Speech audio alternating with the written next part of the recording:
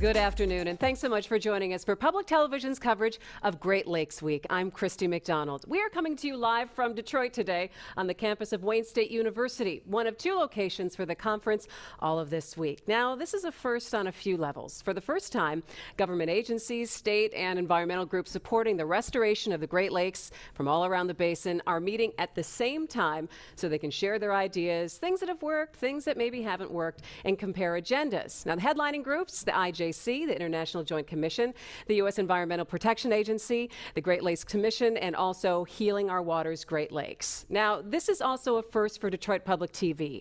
It is the first time that we have extensively covered these conferences, so we're going to take you inside the sessions starting today through Friday.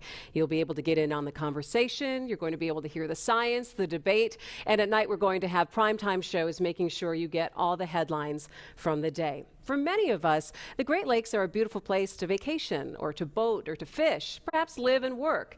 But they are also facing a host of problems, including pollution and invasive species. So our focus over the next 3 days are the Great Lakes, and we want to make sure we hear from you. If you are watching from many of our public TV stations around the country, we want to welcome you. Thanks so much for watching. And also we want to thank everyone who's tuning in online right now at greatlakesnow.org. So if you have any comments or questions or things you'd like to bring up from your area of the Great Lakes Basin, make sure you head to our Facebook page at Great Lakes Now, and you can also follow us on Twitter at Great Lakes Now if you're into social media. There are going to be a few familiar faces joining me at the desk during our coverage over the next 3 days. One person, Dr. Patrick Doran, here on my left. He's the Director of Science for Michigan and the Great Lakes at the Nature Conservancy. And Gary Wilson, who is a commentator for the Great Lakes Echo. So gentlemen, I've just set the table for you. Welcome. Thanks so much for being here with us at greatlakesnow.org. So Patrick, let me start with you. Everyone meeting here for the very first time. It's a pretty awesome event to have everyone who's advocating for the lakes, but wow, why did it take so long? When I look back, or as I look at the kind of conservation world, there's hundreds of decisions get be made every day about conservation of the Great Lakes, and those get made by thousands of people every day, and that goes across the Great Lakes Basin, and there's probably another 2 times as many of that who are making decisions that influence the Great Lakes that don't realize it.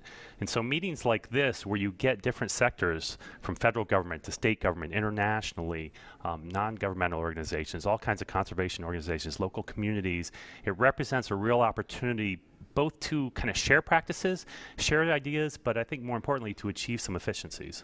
Gary, you've written extensively about the Great Lakes, and what's your thought about everyone coming together this week and maybe why it took so long for everyone to get to the table? I agree. It's great that everybody's here, and I also agree with your statement. Your question, it's long overdue. The Great Lakes community is so wide and spread out, and there's a lot of emphasis on working together. But the reality is, at the end of the day, everybody, has that tendency to stay in their own silos. To have these conferences at different times spread across the basin over the years, I just think this is great that everybody's here this week, and we've got the right people here in one place at one time. Let's talk about the right people at the right place. We have everything from the federal agency, from IJC, from the EPA, but we also have this consortium of environmental groups who maybe don't get that contact with the government agencies as much. And is that a boon for them? I think it's great that everybody's here. And yes, some of the best minds in Great Lake thinking are embedded in those environmental organizations.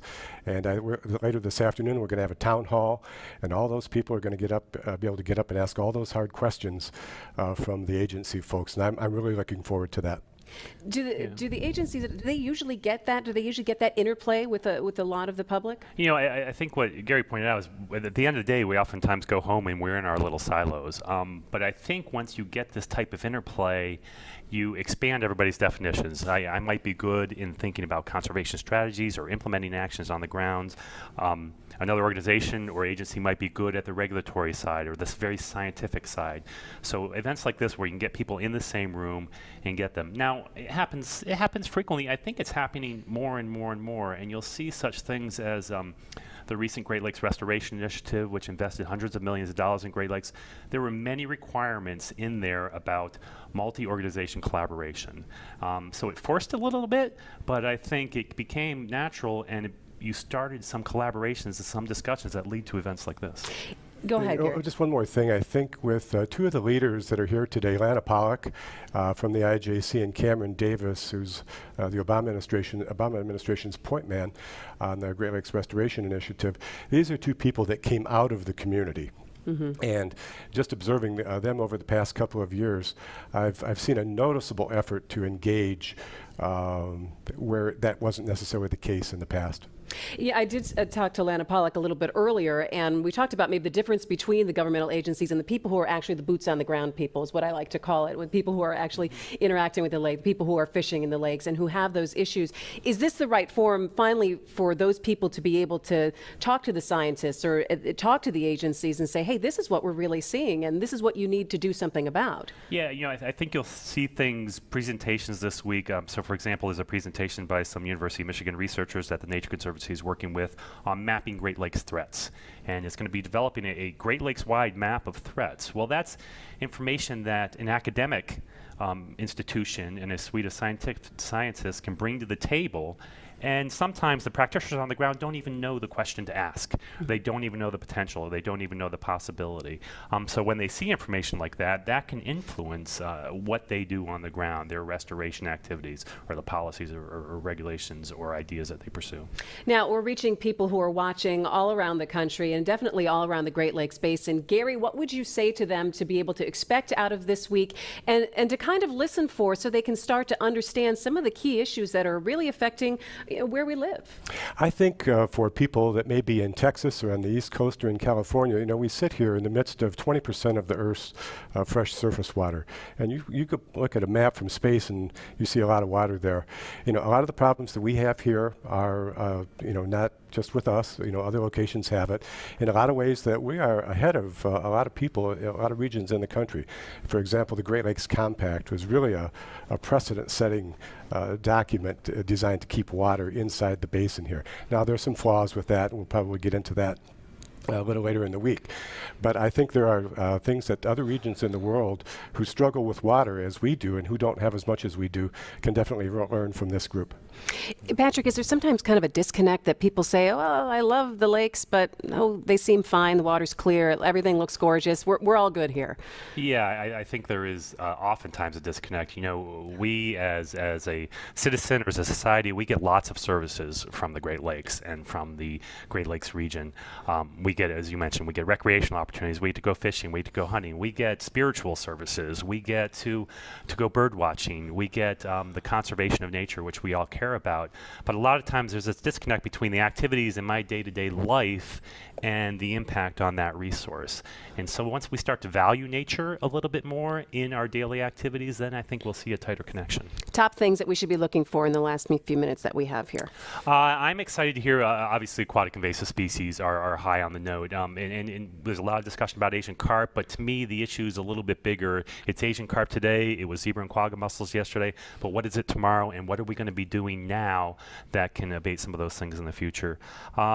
Kids in nature is a big one in my heart. How do we get our children involved today so that they value nature and so that they're out pursuing these activities and coming to these conferences when they're our age? So those are a couple on my mind that really hit. What about you, Gary? I'm looking for action-oriented statements. Monitoring and study is good. It's necessary. It's appropriate. We have to do it. But a lot of a lot of problems we have been here for years. So I'm looking for those leaders to, when they wrap up, to be able to say, we want to do this, and have it be action-oriented.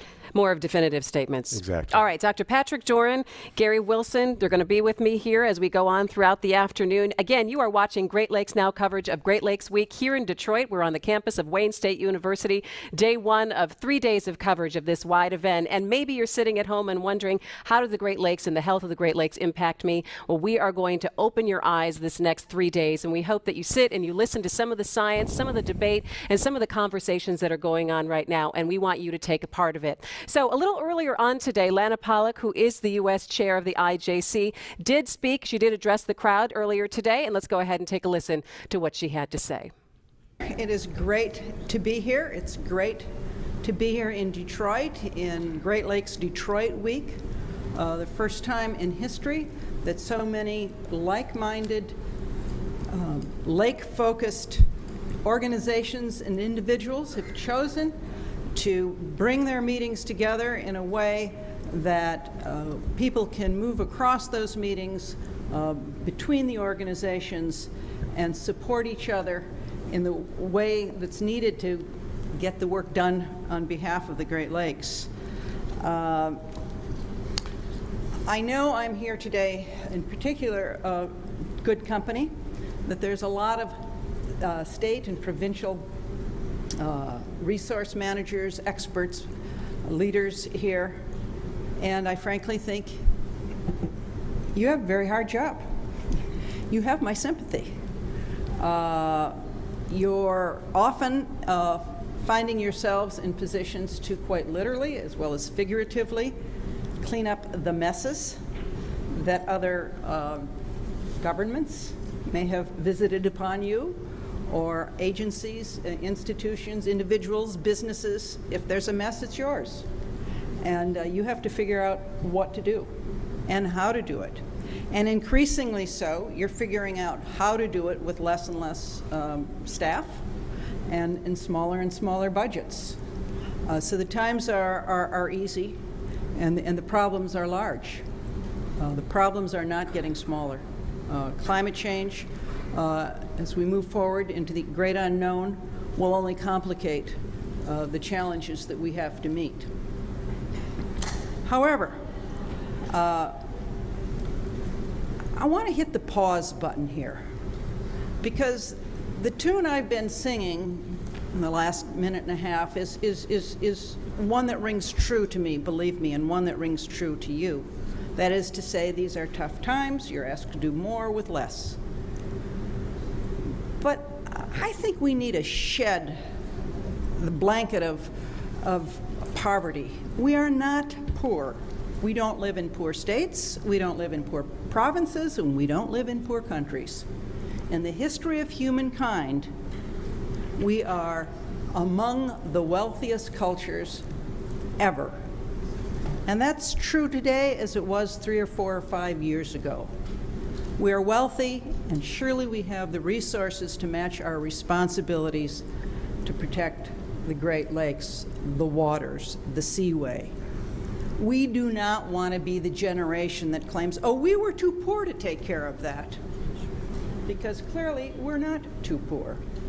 And many of the budget problems are of our own making. Many of them are self-imposed.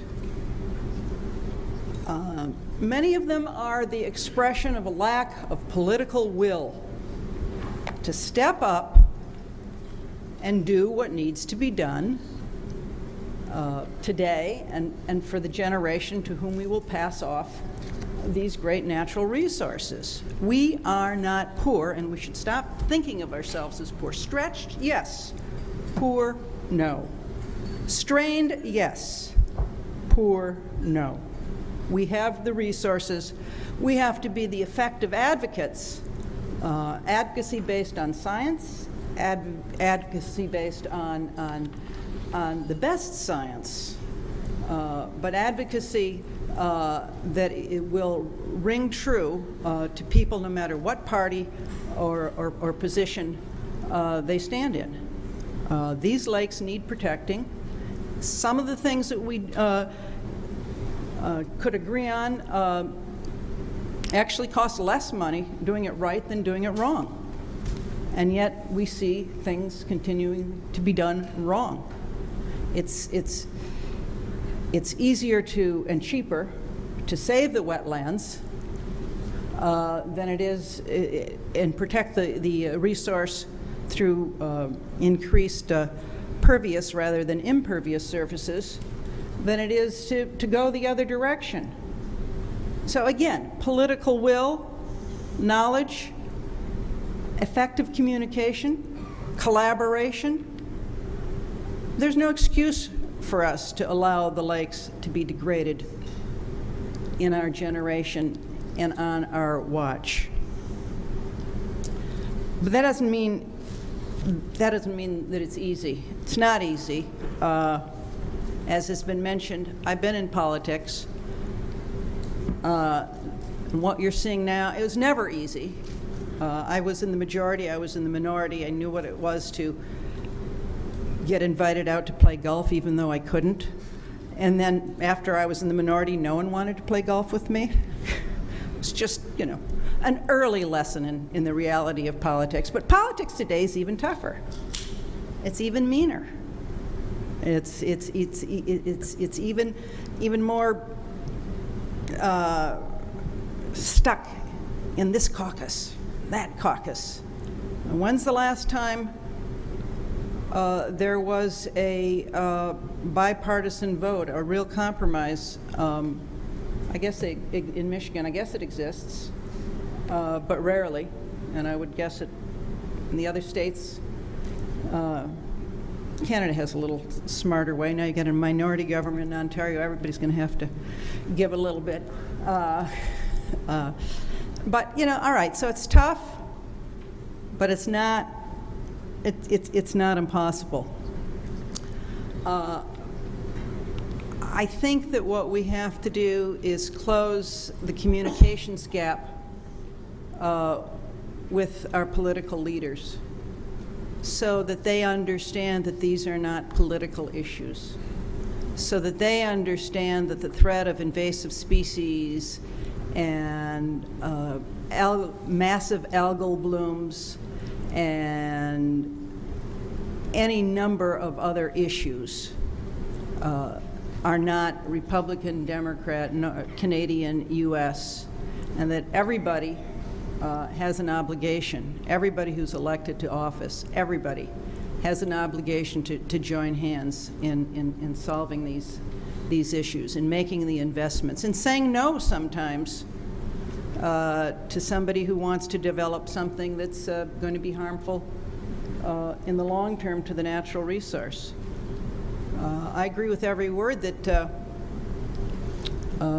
Lieutenant Governor Calley said. He was asked, well, what stands in the way of building this bridge when, as he said, you've got labor and business and both parties to some degree. Obviously, you don't have everybody in both parties that want this thing. And he said, 1 billionaire. And what stands, I think, between the Great Lakes and the St. Lawrence Seaways and doing what the Great Lakes Commission wants to do without regard to country or party, what stands between what you want to do and sometimes what we can see getting done is not 1 billionaire, but some ideology.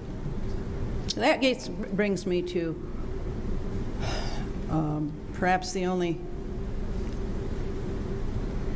really important change that I think I might be seeing that's good, even in the face of all that we see politically that's rigid and combative and bad. I believe I'm seeing some real progress in the breakdown of this combative posture that traditionally has been, I'm an environmentalist, I'm a businessman, I'm an environmentalist, I'm a businessman, and we therefore have to somehow be at odds with each other.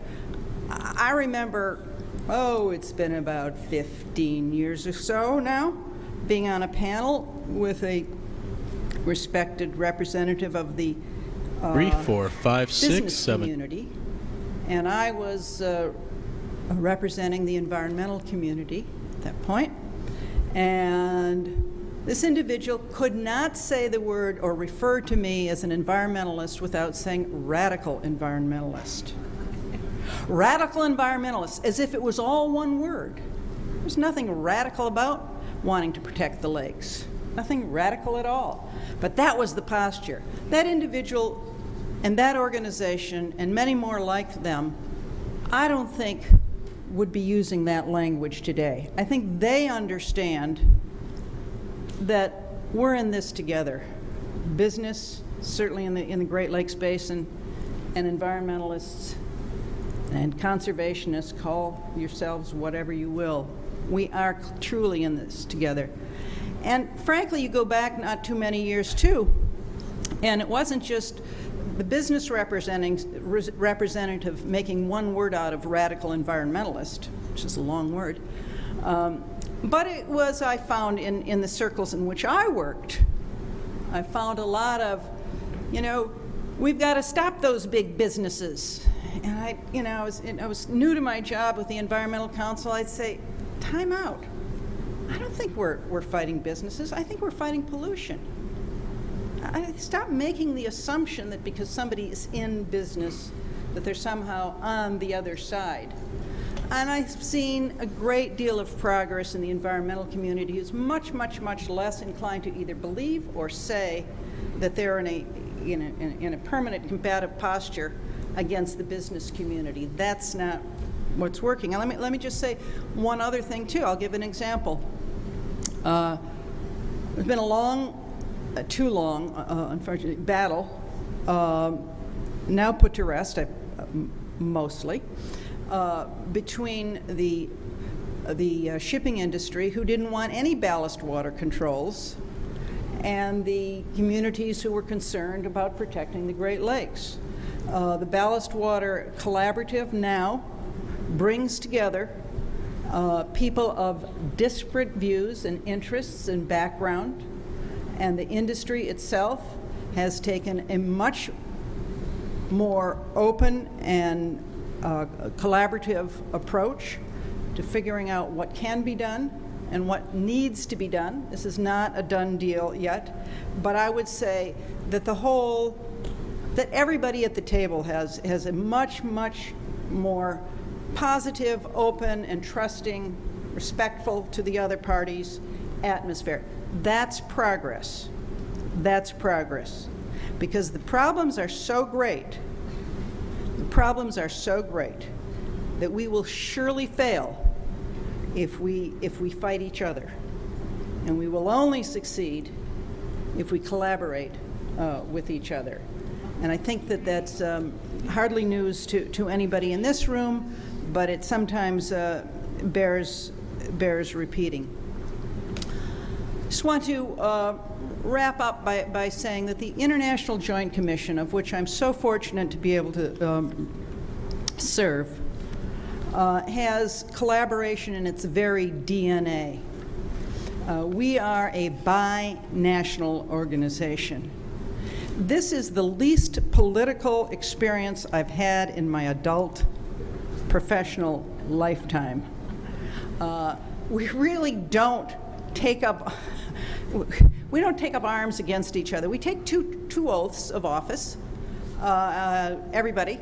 I took an oath first to uphold the Constitution of the United States, and then I took a second oath to administer the Boundary Waters Treaty of 1909 without regard to which country I am appointed by. We are not our email is not a .gov or a .ca. Our email is a .org. It's true, we get paid by the governments and they have to continue to fund us, but we are remarkably independent and we are remarkably apolitical.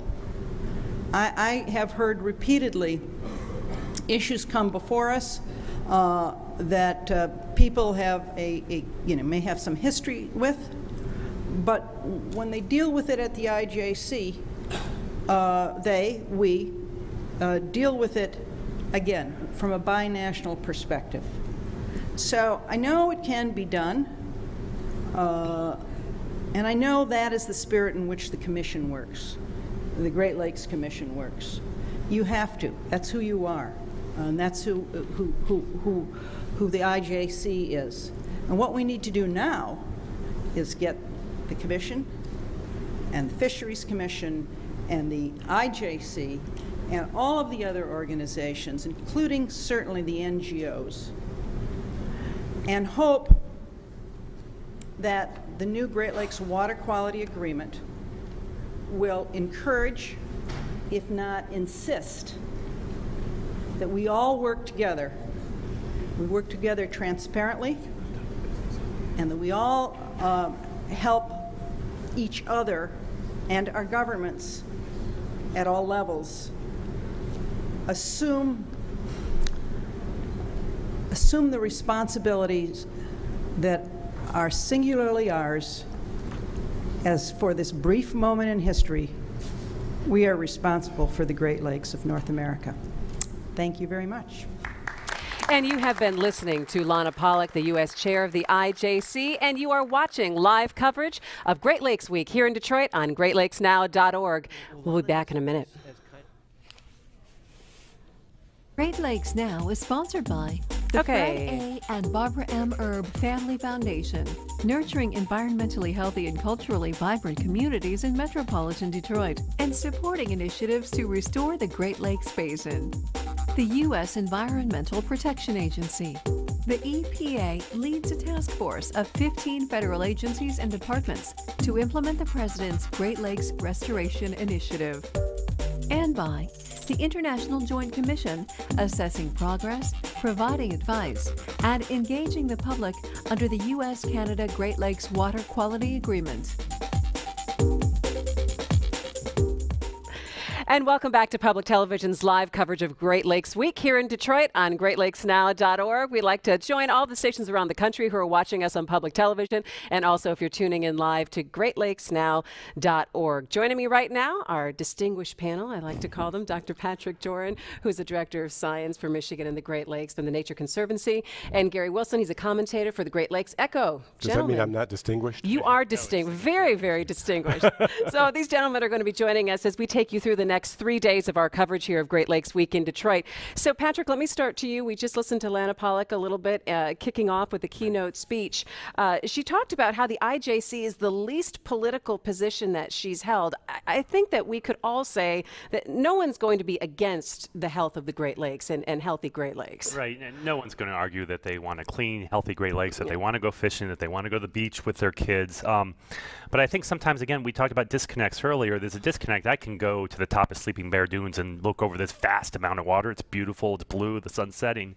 But I don't necessarily see some of the underlying problems and issues. So I can look at them, but I don't see the problems and issues. So I think the first step we have to do is become educated about those things, because there may be many things underlying the surface that we just don't know about or aren't clear about. I think picking up on that is we have these areas of concern, as they're officially called, 43 of them scattered around the Great Lakes region. And what they are legacy toxic hotspots.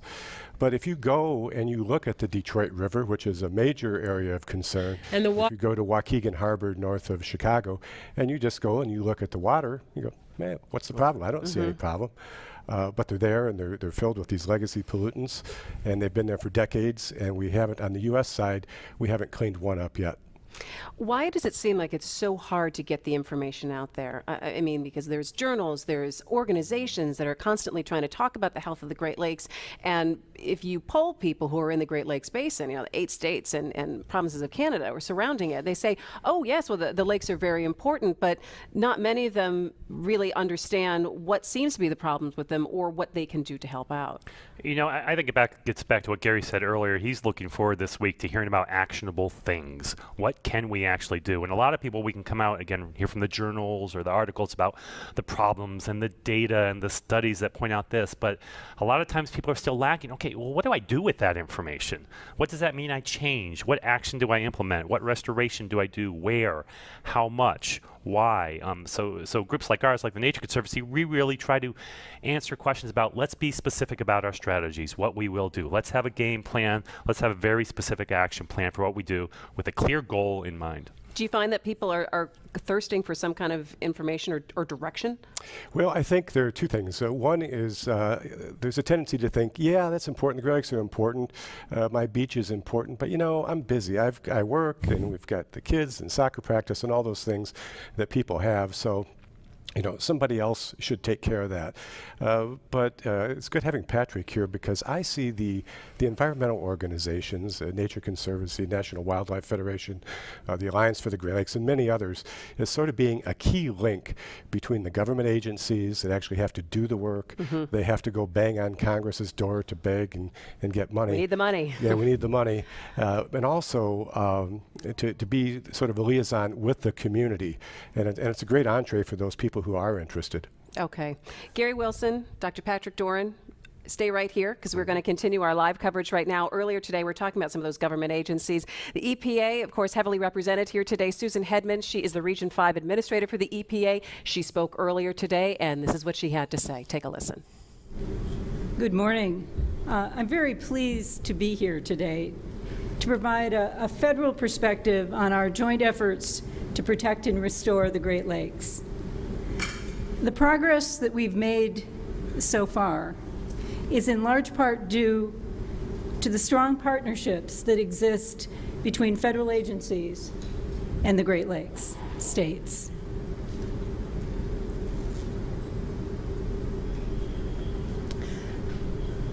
The largest freshwater system in the world faces many environmental threats. Some, like emerging chemicals of concern, are new, and some are very old. There are still many locations where legacy contamination from persistent bioaccumulative toxins like PCBs, mercury, and dioxin can be found at levels that are of concern for people and wildlife.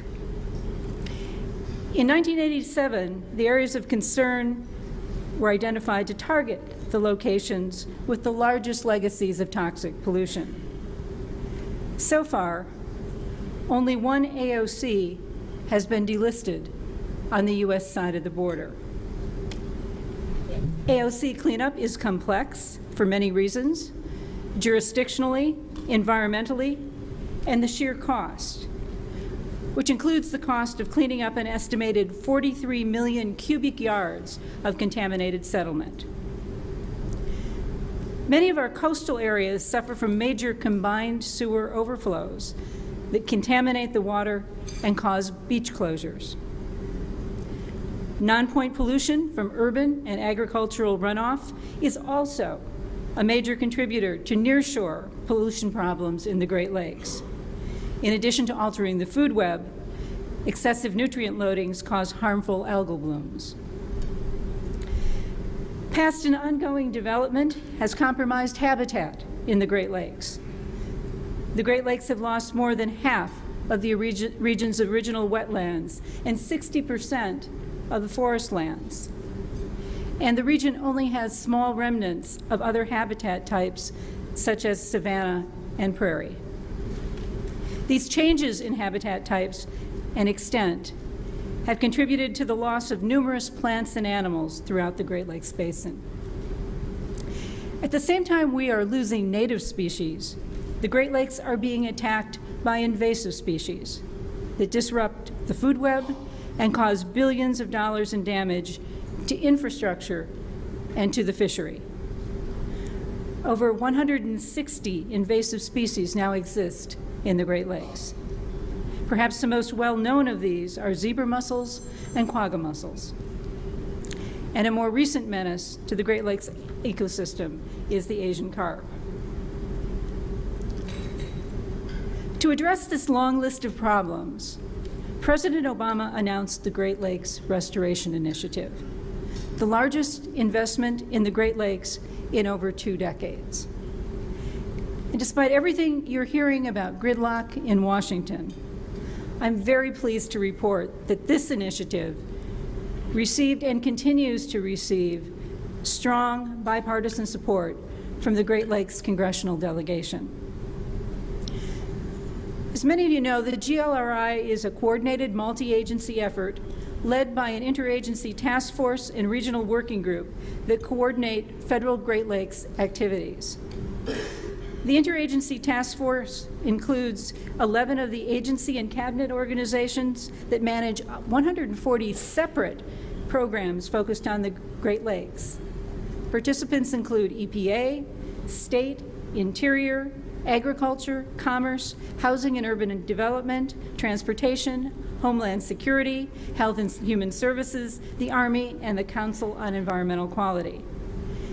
As chair of the regional working group, I have the opportunity to see these agencies, many of which didn't even talk to each other in the past, now working together to tackle the threats to the Great Lakes that I described a few minutes ago.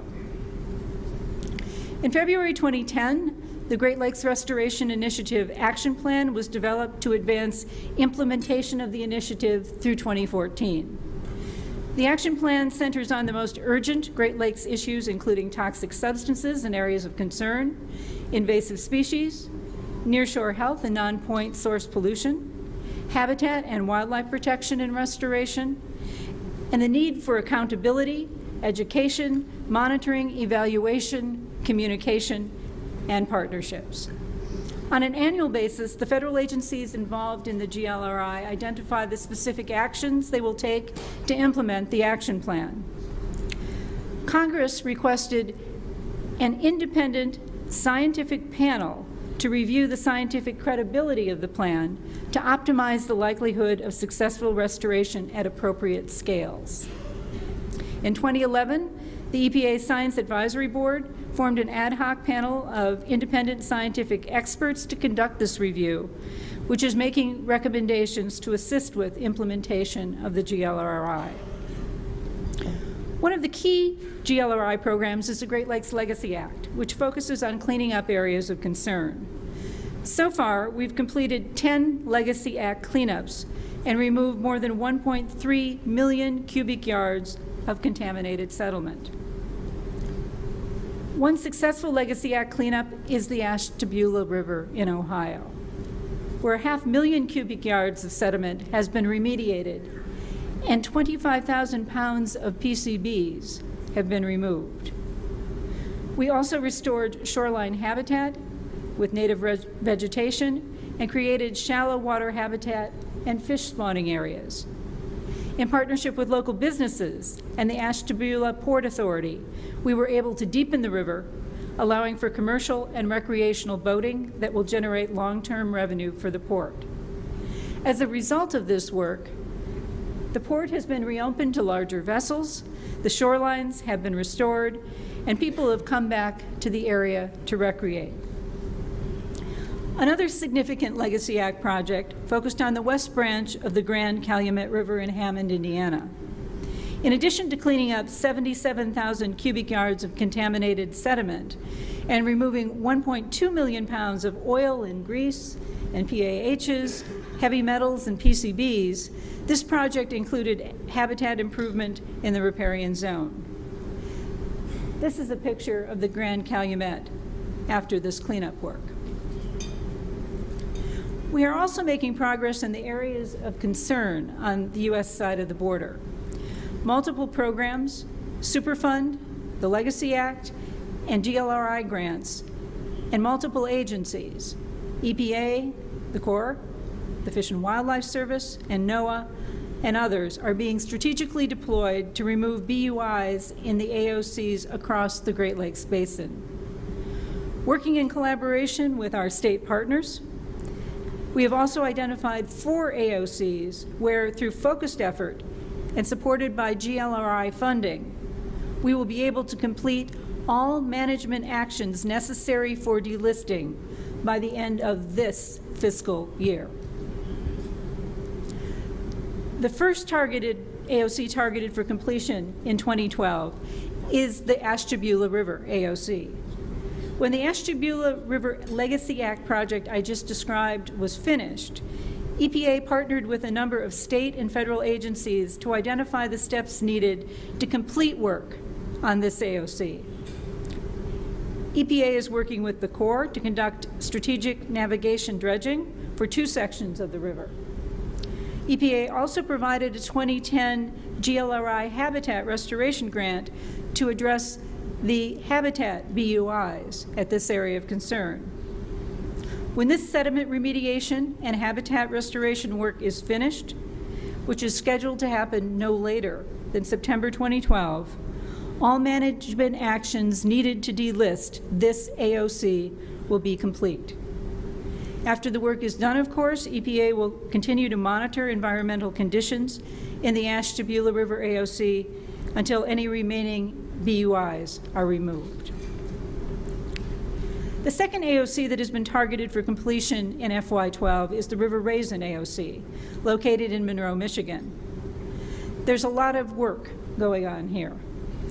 EPA provided 3 separate habitat restoration grants under the 2010 GLRI grant program for this AOC, and MDEQ is working with local partners to complete the 2 remaining habitat restoration projects. The Corps has completed strategic navigational dredging in this river, and EPA is working with MDEQ to use Legacy Act funding to remediate additional contaminated sediment in the river.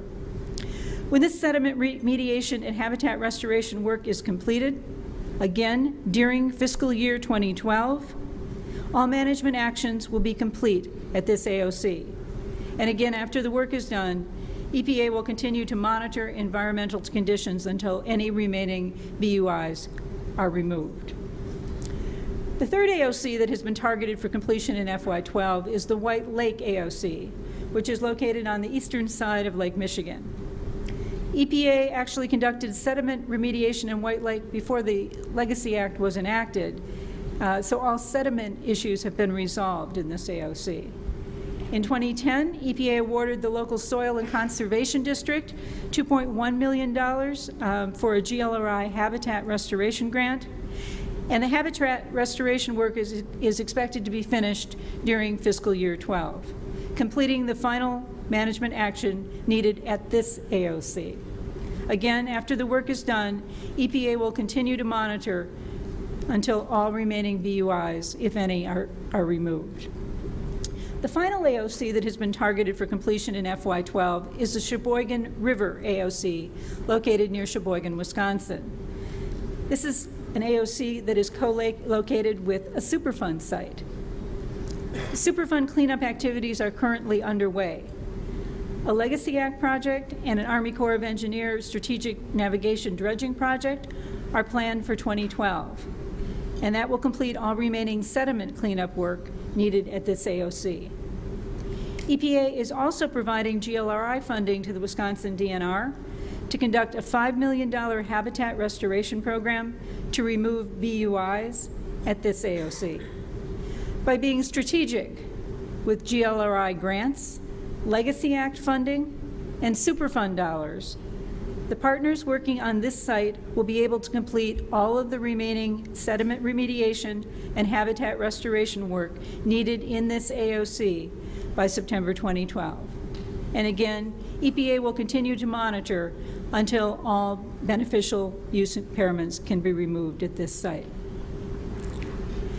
After work is completed at these 4 AOCs in 2012, we have identified 5 more AOCs that we will target for completion in 2013 and 2014. The 5 are Deer Lake, Manistee Harbor, Waukegan Harbor, St. Mary's River, and the St. Clair River. There may be other AOCs where strategically targeted projects will lead to near-term BUI removals and/or AOC delisting in the near term. We would welcome suggestions from our partners if you know of any other such opportunities. Work funded by the GLRI is significantly improving the health of the Great Lakes nearshore areas by reducing non-point source pollution in the Great Lake Basin's watersheds. The Great Lakes Action Plan identifies 5 watersheds for targeted action. One is the Fox River, another is the Saginaw River, the Maumee, the St. Louis River, and the Genesee River.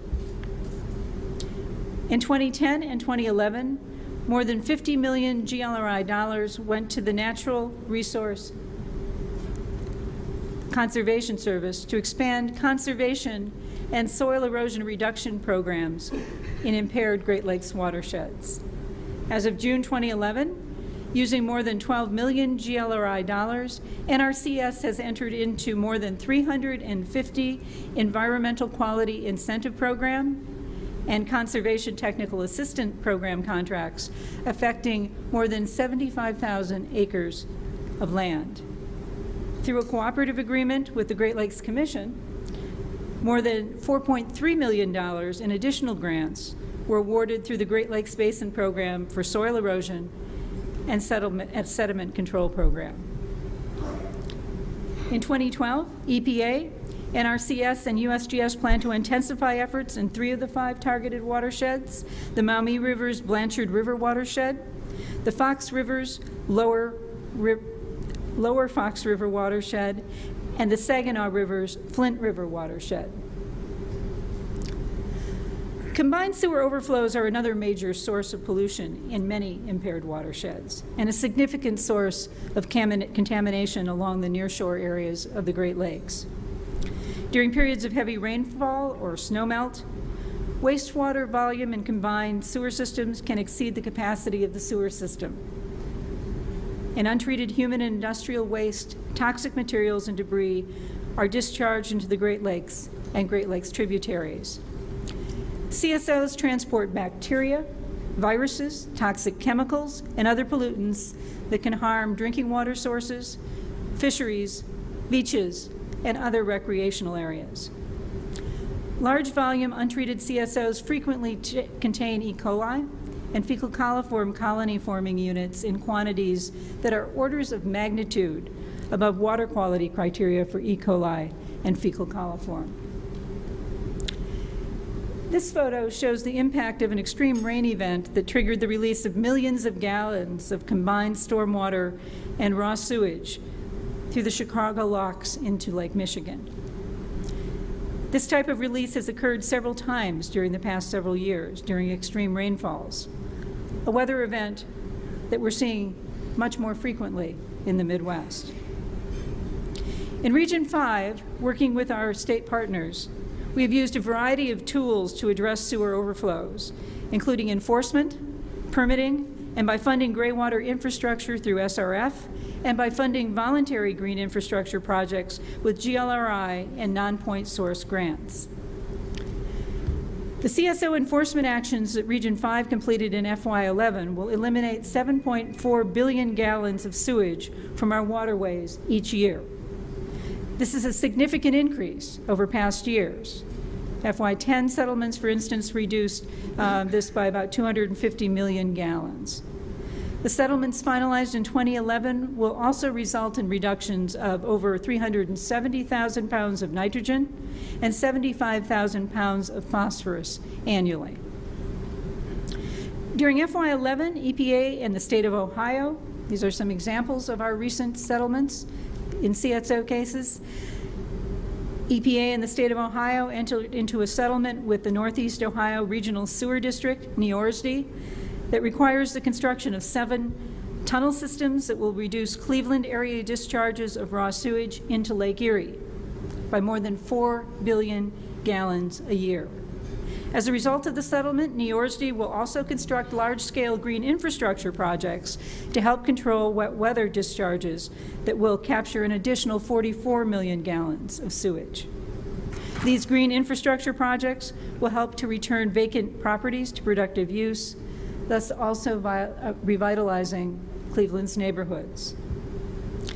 EPA also has a consent decree with Toledo requiring the construction of 25 million gallons of storage and implementing a long-term control plan that eliminates Toledo's serious CSO problem by 2020. During FY11, EPA and the state of Minnesota negotiated a consent decree that requires the city of Duluth to eliminate unpermitted SSO and bypass discharges into the St. Louis River, a major tributary of Lake Superior. EPA has had a CSO control policy on the books since 1984. It requires combined sewer systems to develop long-term control plans that lead to attainment of water quality standards. This policy was codified in the Wet Weather Water Quality Act of 2000. As a result of the Clean Water Act enforcement actions like the ones I just described, 39 of the large CSO systems, those serving over 50,000 people, in Region 5 now comply with this law.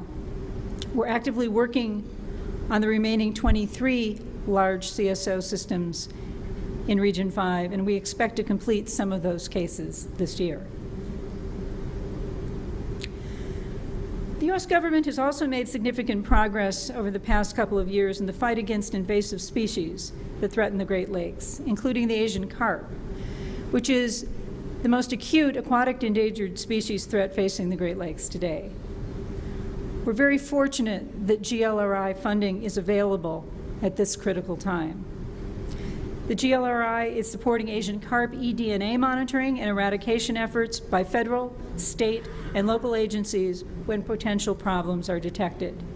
The GLRI is also supporting the development of innovative controls technologies to help contain, control, and kill Asian carp populations.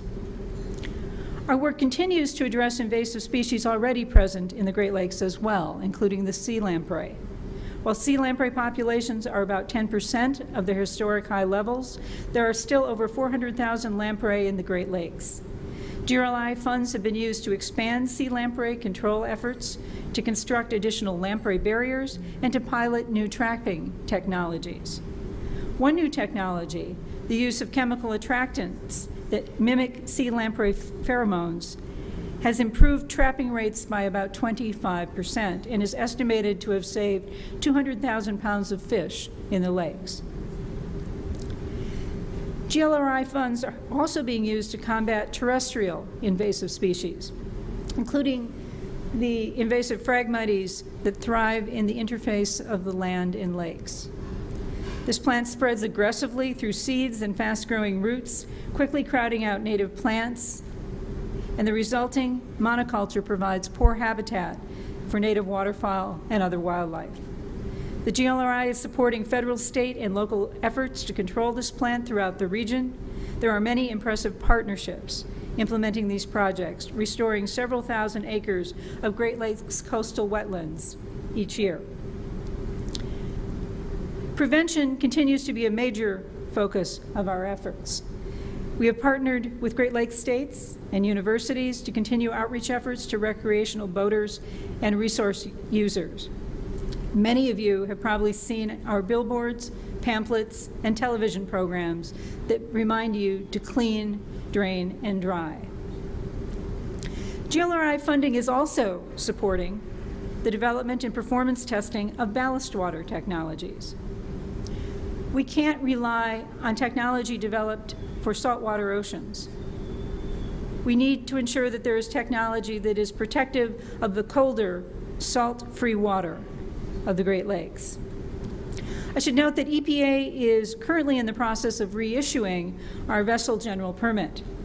As part of that process, we are reviewing 2 reports that EPA commissioned to ensure that the new permit is based on the best available science.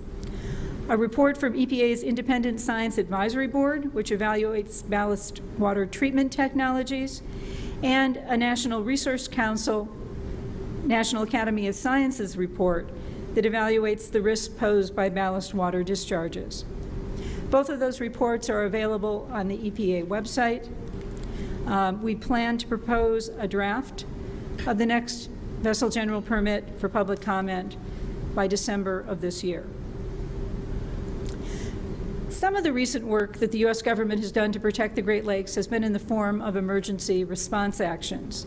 Most notably, last summer, when EPA led the response to the Enbridge oil spill in the Kalamazoo River, a major Lake Michigan tributary.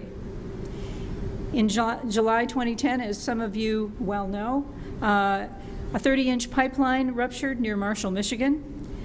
This oil spill, initially estimated at over 800,000 gallons and since revised upward, entered Talmadge Creek and flowed into the Kalamazoo River, a major Lake Michigan tributary. Heavy rains at the time of the spill caused the river to overtop existing dams and carried oil 30 miles downstream. As the federal agency in charge of this oil spill response, EPA assumed a leadership role in the Unified Command and mobilized an incident command management team made up of federal, state, and local agencies. Within 2 days, the spill was contained, approximately 80 river miles upstream from Lake Michigan. While we're able to recover our costs for responding to oil spills, continuing to advance restoration in the Great Lakes is dependent upon funding from the federal budget. We don't know what future GLRI funding levels will be. We do know It's important to Congress and stakeholders to focus on these three issues: cleaning up AOCs, restoring tributaries affected by nutrients, and preventing introduction of new invasive species. In the future, EPA will continue working closely with states and local communities on comprehensive roadmaps for each AOC. And as mentioned earlier, we have targeted 4 AOCs in 2012 and 5 additional AOCs where we believe it is possible to complete the work required for delisting by September 2014. In 2012, the focus will be on the Sheboygan River, the River Raisin, the Ashtabula River, and the White Lake AOC. In 2013 and 2014, we will be focusing on Manistee Harbor, the Deer Lake AOC, the St. Clair River AOC, the St. Mary's River AOC, and the Waukegan Harbor AOC.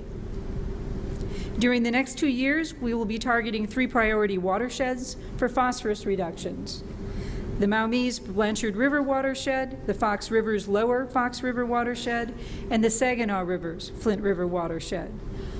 We will also focus heavily on invasive species. And we will continue to do as many additional GLRI projects as possible around the Great Lakes. The GLRI website has an interactive map that you can use to find out about the many GLRI projects that I haven't had time to discuss today, and to get a sense of the range of projects that have been funded so far and that we hope to be able to fund in the future, including projects like the 8 restoration projects announced last week that will produce immediate direct ecological benefits and will help put unemployed people back to work.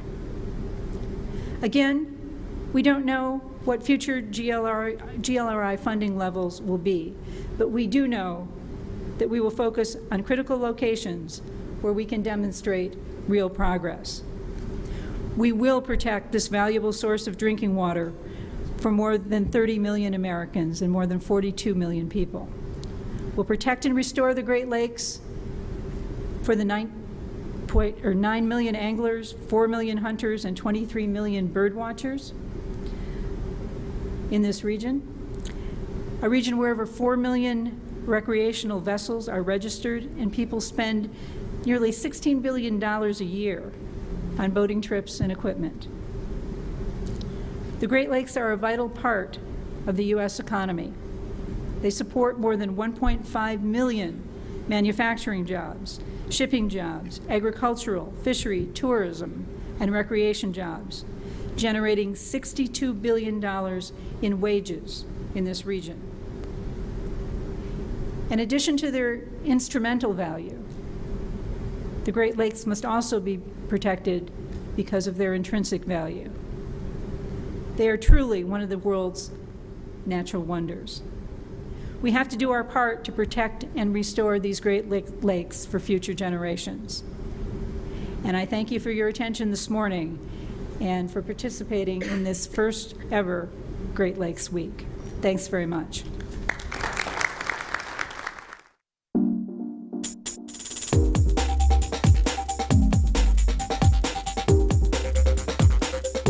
Hedman, the Region 5 Administrator for the EPA. That was Susan Hedman as we continue our live coverage of Great Lakes Week here in Detroit. Welcome if you are joining us from public television stations from around the country. We want to say welcome. And also if you're watching us online at greatlakesnow.org. We are talking about the Great Lakes, which affect so many people around the country, not even just the 8 states around the Great Lakes Basin. And we want to bring you in on the conversation right now. I'm sitting with Dr. Patrick Doran from the Nature Conservancy, and he's the Director of Science for Michigan and the Great Lakes region, and Gary Wilson, he's a commentator for the Great Lakes Echo. Gentlemen, thanks so much for joining us here back on the desk. Thank you.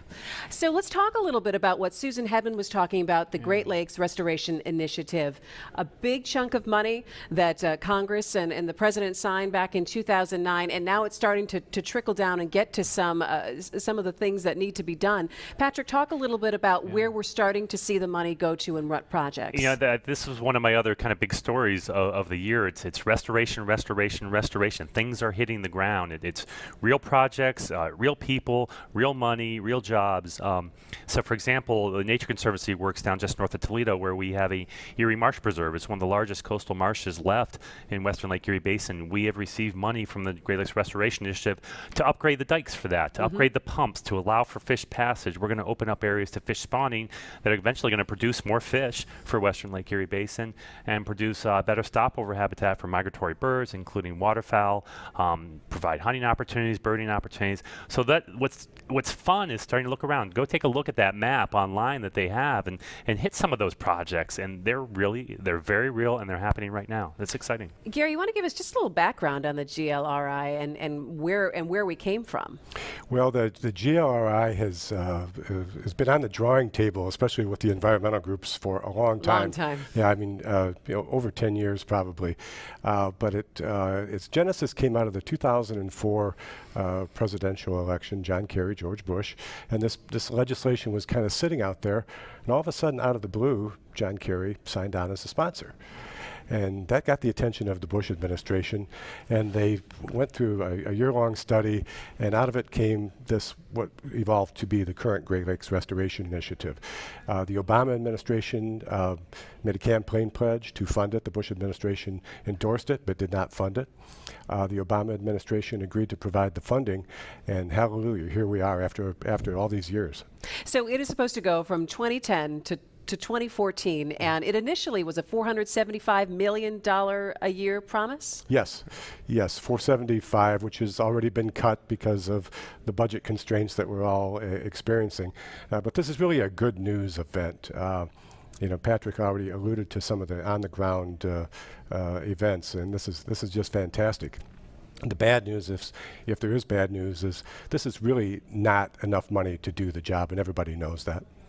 Patrick, do you think that we're going to see all of a sudden, if we start to see this funding cut back, that we'll start to lose momentum in some of the areas that need the restoration?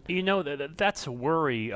But what I was saying earlier, I think this opportunity, the Great Lakes Restoration, had some ancillary benefits. So, for example, it formulated collaborations across different kinds of organizations, NGOs, federal, state organizations. So it formed those new collaborations, and it also brought the external funding community, the various foundations out there, and they came to the table too many times and provided matching funds when that was necessary. So they see that happening too, and corporations out there see that happening too, and they understand the need for those projects. So I don't know.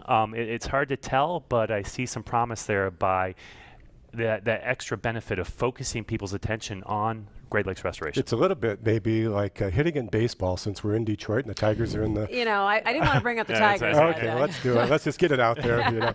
But when a team is in a hitting slump, nobody's hitting. Finally, somebody starts, and it becomes contagious, and teams, other players pick up the speed. And maybe it's a little bit like that with some of the other people stepping in now that the federal dollars are flowing.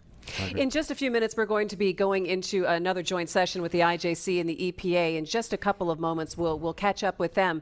But I want to talk a little bit about what actually, when we talk about the projects that are being worked on, are they actual projects, or is there more studies that are going on? I mean, are we cleaning up shoreline, or are we studying things? There was a major emphasis on the boots on the ground, on the moving dirt. So there are many actual, very real projects that are aimed at wetland restorations, decreasing impacts from nutrients and sediments in our streams, increasing, removing dams and barriers to migratory fish, controlling invasive species. So there are very much, but there are also many different kinds of other things, many studies going on. And another example is the Nature Conservancy is currently working with partners throughout Lake Michigan Basin and the Lake Erie Basin to develop a conservation plan to be very detailed about which strategies, where, and to what extent. So there's some planning done. There are some studies being done, kind of more academic research studies,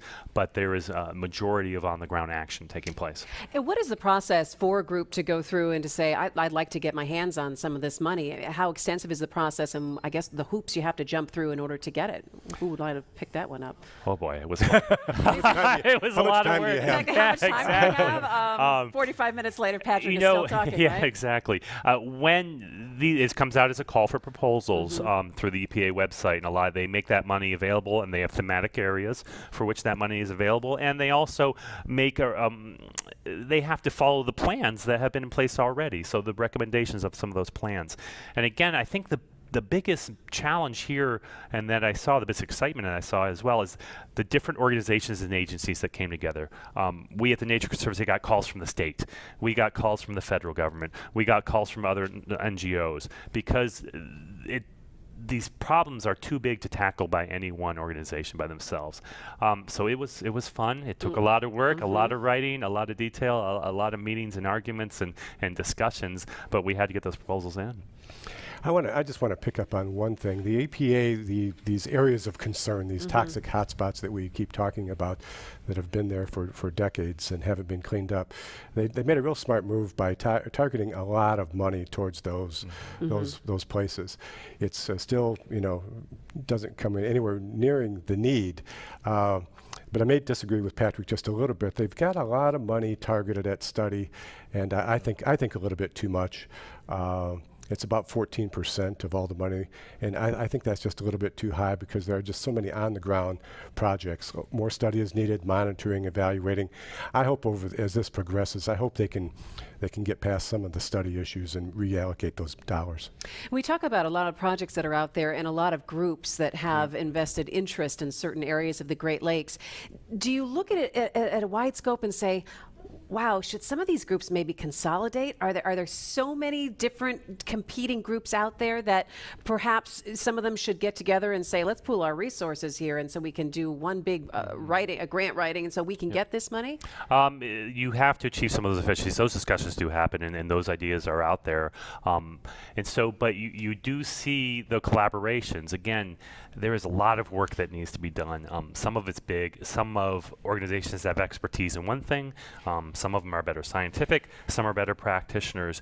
And this caused us to get together to tackle some of these problems. Was there a component of it that said that the grants would be, people who collaborate together on projects would be given a preference? I'm not sure there was an explicit preference, but it was obvious that implied that that would be that if you could just get yourselves together it would be viewed favorably. Yes. Because it must be difficult, because when you do have people competing for the dollars, and the dollars it's tight. I mean, there's only so much to go around, and people feel that their pet projects are the most important ones. Agreed. But I think that's where another extra benefit of having this restoration initiative, it made people come together and focus their activities. It made them say, you know what, it's really the same thing we're working on. Let's figure out how we can do it together. And so it really pushed the conservation community. You are watching live coverage of Great Lakes Week here in Detroit. We're coming to you live from Wayne State University, right here on the beautiful campus. Remember, if you want to interact with the conversation, if you've got something to say or some areas of your own concern along the Great Lakes Basin, you know that you can always reach us on Facebook at Great Lakes Now. Just go to our page. Come on, you can like us, you want to. Or you can follow us on Twitter at Great Lakes Now. And we've been using the hashtag Great Lakes Week, so make sure you can let your comments be known there, and we'll talk about them here on the set. In just a short while, we're going to be taking you into the conference. There's going to be a joint presentation with the IJC, the International Joint Commission, along with the EPA. And so, gentlemen, I want to toss it back to you. When you have these very powerful organizations, agencies coming together and talking about, Gary, what can we expect the message coming from them, from Lisa Jackson and Lana Pollack? Well, I think they're going to talk a lot about success, and they have some successes to celebrate. I think they're going to talk a whole lot about collaboration, which Patrick has been referring to, and that's good. I'm trying to fast forward. I'm trying not to get ahead of myself. What I'm really looking forward to is the end of the conference. I'm hoping there's a very strong... Gary, it's only Wednesday, it's only Wednesday, right? I'm looking forward to We're going till Friday. I'm looking forward to a very strong joint statement. So, but I think they're going to celebrate success, and there's a lot of good news there. They're going to talk about collaboration, and of course they're going to talk about, we've got more to do. Patrick, what do you think? A big point that I've seen a lot of emphasis placed on it is measures of success. Right. There are successes that we've achieved and that are being currently achieved with some of the investments for the Great Lakes Restoration Initiative.